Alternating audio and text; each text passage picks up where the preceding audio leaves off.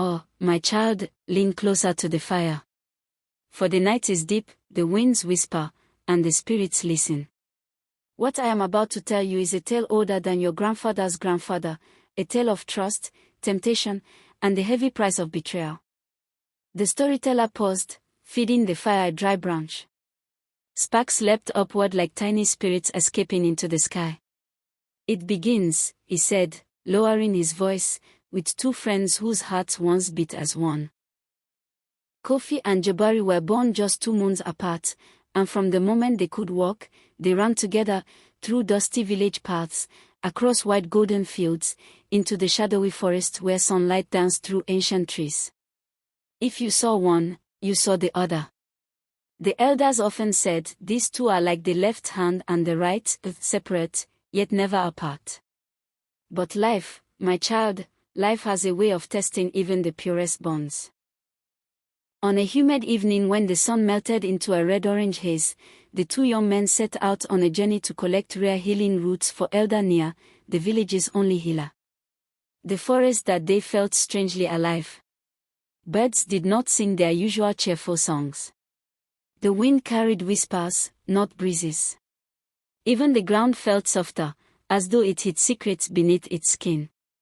Still, the boys pressed on. Kofi, always cautious, walked ahead with sharp eyes scanning every shadow. He carried responsibility the same way he carried his woven satchel, with care and intentionality. Jabari, on the other hand, whistled boldly, kicking stones and laughing at his own jokes.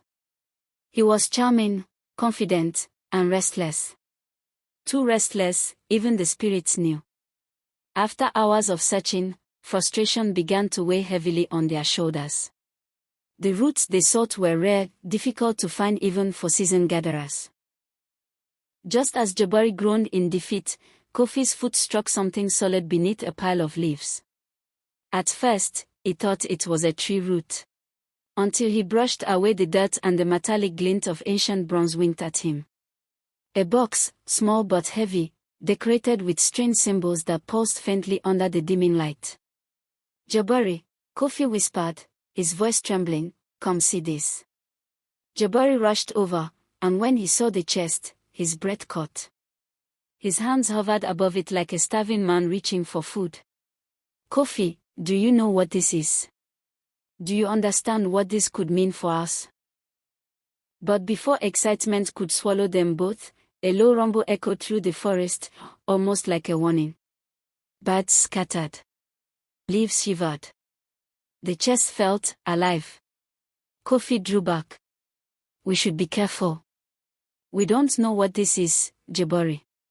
Careful. Jabari scoffed. It's a treasure. Maybe the ancestors have finally smiled on us. Why hesitate? The storyteller paused again and tapped his walking stick against the ground. My child, he said softly, greed begins softly, like the first drop before a storm. But you must listen for that first drop. They carried the chest to a clearing where light broke through the canopy. Together they tried to open it. At first, it refused to budge. Then, as though testing their unity, the latch clicked open only when their hands rested on it at the same time. Inside lay gold coins, thick, heavy, shimmering with an unnatural glow. Old carvings marked each piece with symbols Kofi could not read, but Jabari's eyes gleamed like fireflies caught in moonlight. The two froze, stunned. Coins spilled like sunlight across Kofi's palms. Jabari scooped up a handful, laughing breathlessly. But before they could lose themselves in the glittering sight, a cold wind swept across the clearing. The trees whispered. The soil trembled. A voice seemed to rise, from nowhere and everywhere at once. Share what is found, or lose what is taken. Kofi dropped the coins instantly. Jabari froze mid-laugh, the color draining from his face. For a moment they sat in utter stillness, afraid to breathe. Then the forest went silent again. They looked at each other, two hearts beating fast, two minds wrestling with fear. Kofi spoke first. This is no ordinary treasure. Whatever spirit guards it, wants fairness. We must share it equally. And maybe, he hesitated. Maybe we should tell the elders. Jabari's jaw tightened. His voice came out too quick, too sharp. No. If we tell the elders, they'll take it. This is ours, Kofi. We found it together. Kofi studied his friend's face, noticing a flicker of something dark, something unfamiliar. But friendship is a powerful thing, my child. Sometimes too powerful. It blinds us. So he placed a steady hand on Jabari's shoulder. Very well. But promise me something, we share everything equally. No secrets, no lies. Jabari forced a smile. Of course, Kofi. Equal share. As always. Their hands clasped, and under the gaze of the silent trees, they made a vow. But hear me well, child. A vow made by the mouth means nothing. Only the heart can keep a promise. As they closed the chest and prepared to carry it home, neither noticed the faint shimmer of ancestral eyes watching from the shadows. Nor did they see the way the forest leaned inward, as though listening. As though predicting what would come. For at that very moment, deep within Jabari's heart, the first crack appeared. A whisper. A temptation. A seed of betrayal quietly taking root. And the spirits, oh, the spirits always collect their debts. When dawn broke over the village the next morning, the air felt unusually heavy. Birds that usually filled the sky with songs were silent, and a strange mist hovered over the far ends of the forest. The elders would later say that the ancestors were already awake, watching, waiting, judging. Kofi, weakened but alive after Jabari's betrayal, dragged himself out of the shadowed grove where his friend had abandoned him. His body trembled, but his spirit remained unbroken. With every painful step, he remembered the laughter they once shared, the childhood secrets, the promises made under the moon. Now those memories stung like thorns.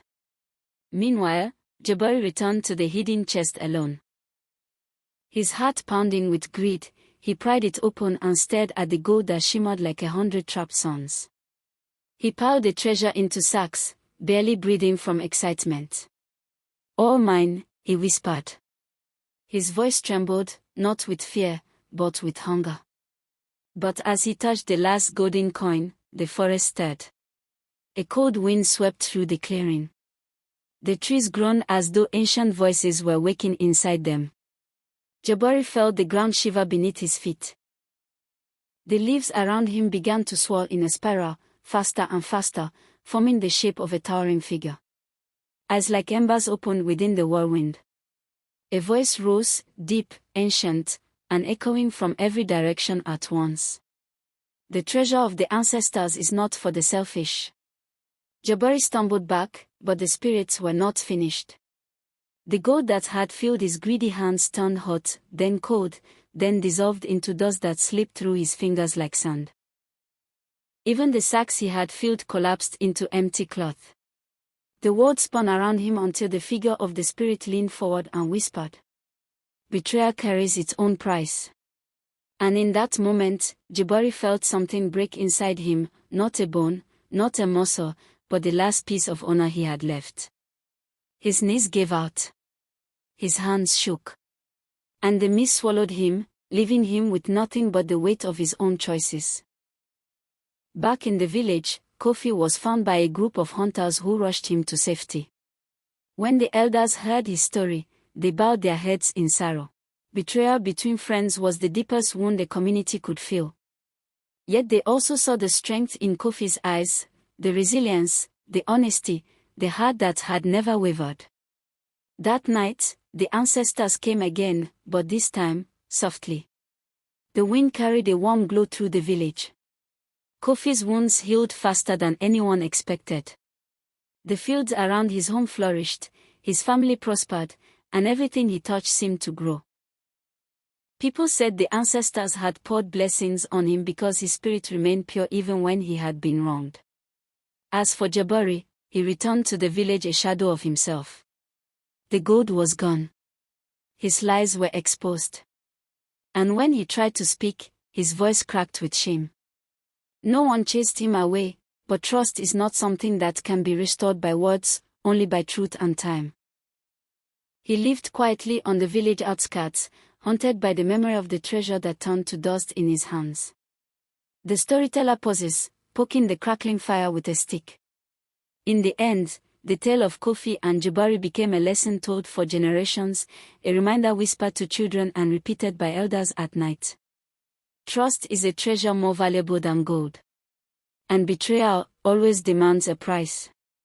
The story ends not with anger, but with wisdom. The kind that grows from pain, forgiveness, and the understanding that greed never leads to glory, but a faithful heart will always find its path to light.